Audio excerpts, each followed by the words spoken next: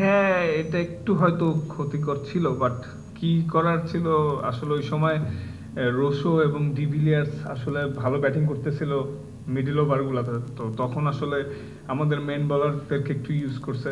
হয়তো প্ল্যান ছিল যে ডেতে আমার দুইটা, ইরফানের দুইটা যাতে এরকম থাকে, বাট আনফর্চুনেটলি ওদের পার্টনারশিপ হওয়ার কারণে আমাদেরকে মাঝখানে আসতে হয়। তখন একটা ওভার শর্ট হয়ে গিয়েছিল আসলে।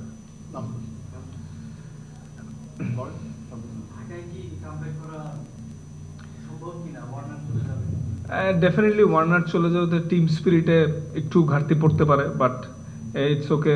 আমরা লোকাল এবং কোচিং স্টাফ সবাই একজন একজনকে অনেক সাপোর্ট করে।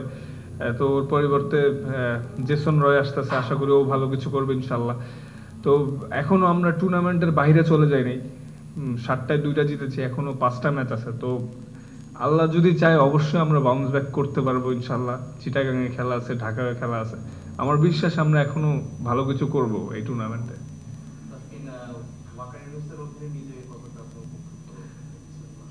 ও আমাদের সবাইকে, যতগুলা বলার আছে টিমের সবাইকে অনেক হেল্প করতেছে, মোটিভেট করতেছে।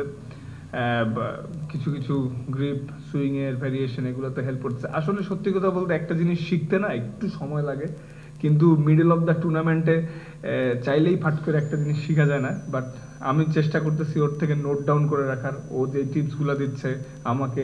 আমরা যারা ইয়াং বলার আছি টিমে, আমি, রানা, আলামিন ভাই, ইবাদত, সবাই আমরা শেখার চেষ্টা করতেছি ওর কাছ থেকে। তো আমার বিশ্বাস যে ওর টিপসগুলো ফিউচারে কাজে লাগবে। এখন তাও এখনো এক্সিকিউট করার ট্রাই করতেছি। তো সবাই দোয়া করবেন আমরা যাতে সুস্থ থাকি, সামনের ম্যাচগুলো ভালো দেখে। আমার আমার আমার খুবই পার্সোনালি আজকে ম্যাচ হারার পরে খুবই খারাপ লাগছে যে ম্যাচটা জিতলে হয়তো ম্যান অফ দ্য ম্যাচ হইতো ও। মানে আমি আসলে খুবই কষ্ট পাইছি। মানে ও ওর জন্য হলেও জিতা উচিত ছিল ম্যাচটা।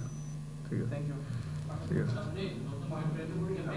এখনো ডিসিশন হয়নি ঢাকা ঢাকা যাওয়ার ম্যাচের আগে।